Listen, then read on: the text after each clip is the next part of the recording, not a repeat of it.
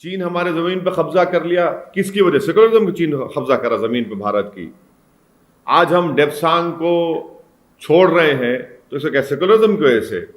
हमारे अतराफ में जितने पड़ोसी हैं वो चीन की तरफ देख रहे हैं तो क्या सेकुलरिज्म कैसे देख रहे हैं? आप बताइए उनको, अगर आज पेट्रोल की, डीजल की, एलपीजी गैस की कीमत में इजाफा हो रहा है तो सेकुलरिज्म कैसे हो रहा है? हजारों की तादाद में किसान एहतजाज कर रहे हैं, लाखों की तादाद में भारत में, तो क्या सेकुलरिज्म कैसे कर रहे हैं? नौजवानों को रोजगार नहीं मिल रहा है भारत में, बेरोजगारी बढ़ते जा रही है, बढ़ते जा रही है, तो क्या उसके जिम्मेदार सेकुलरिज्म है? उत्तर प्रदेश के मुख्यमंत्री इस तरह का वाहियात किस्म का अनाप शनाप कहकर वो भारत के संविधान की तौहीन करें, इंसल्ट करें, और वो संविधान जिस पर उन्होंने ओथ लिया है, और ओथ जब लेते हैं संविधान पर तो संविधान में सेकुलरिज्म कॉन्स्टिट्यूशन का, संविधान का बेसिक स्ट्रक्चर का हिस्सा है।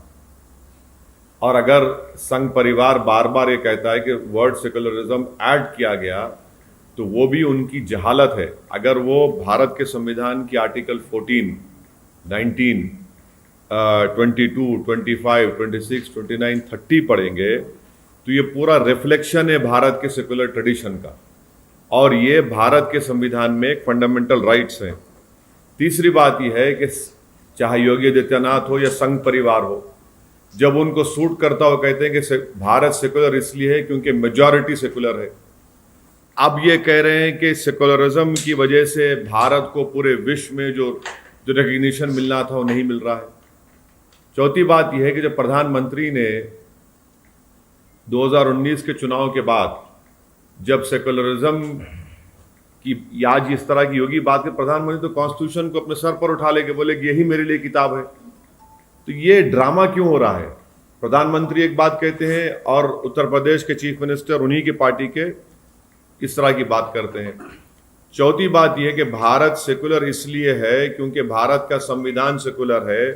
भारत सेकुलर इसलिए है क्योंकि जो लोग, जिसको हम अपने फाउंडिंग फादर्स कहते हैं, चाहे वो नेहरू हो, पटेल हो, मुंशी हो, ये आज़ाद साहब हो, ये मौलाना अबुल कलाम आज़ाद हो, ये सब लोग ये फैसला किए कि भारत सेकुलर होगा। और अगर भारत की पूरे विश्व में अगर इज्जत नहीं है सेकुलरिज्म की वजह से, तो फिर योगी आदित्यनाथ को कंप्लेन करना चाहिए प्रधानमंत्री को कि भाई देखिए भारत की इज्जत नहीं है पूरी दुनिया में।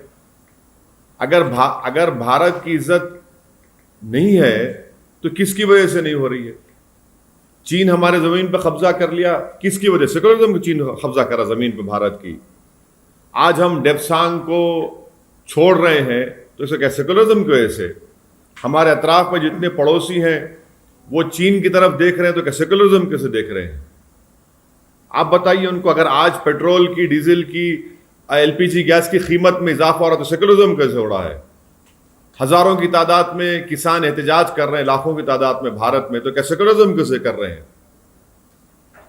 नौजवानों को रोजगार नहीं मिल रहा है भारत में, बेरोजगारी बढ़ते जा रही है, बढ़ते जा रही है, तो क्या उसके जिम्मेदार सेकुलरिज्म है? तो ये इनका एक डबल चेहरा है।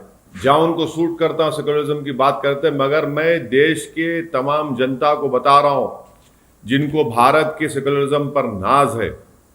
आज सेकुलरिज्म है, कल बात आ जाएगी फेटर्निटी पर, कल बात आ जाएगी जस्टिस पर। और उत्तर प्रदेश के चीफ मिनिस्टर को और संघ परिवार को समझना चाहिए कि लिबर्टी ऑफ थॉट क्या है, लिबर्टी ऑफ एक्सप्रेशन क्या है। प्रियम्बल में लिखा गया ना लिबर्टी, लिबर्टी का मतलब क्या है? फिर वो इस तरह की बात करके वो तो पूरे संविधान की तौहीन कर रहे हैं, संविधान बनाने वाले बाबा साहब अम्बेडकर की तौहीन कर रहे हैं, हमारे मुल्क के मुजाहिदीन आज़ादी की तौहीन कर रहे हैं। और ये इनका डबल चेहरा है। जहां पर सूट करता बोलते हैं कि मेजॉरिटी सेकुलर है इसलिए सेकुलरिज्म है। अब कह रहे हैं कि पूरी दुनिया में भारत की इज्जत नहीं हो रही है, तो भाई आप कंप्लेन करिए ना प्रधानमंत्री को जाकर। 6.5 साल से तो आपकी सरकार है, तो इसका मतलब यह है कि नरेंद्र मोदी पूरे विश्व में भारत का नाम रोशन करने से नाकाम साबित हुए।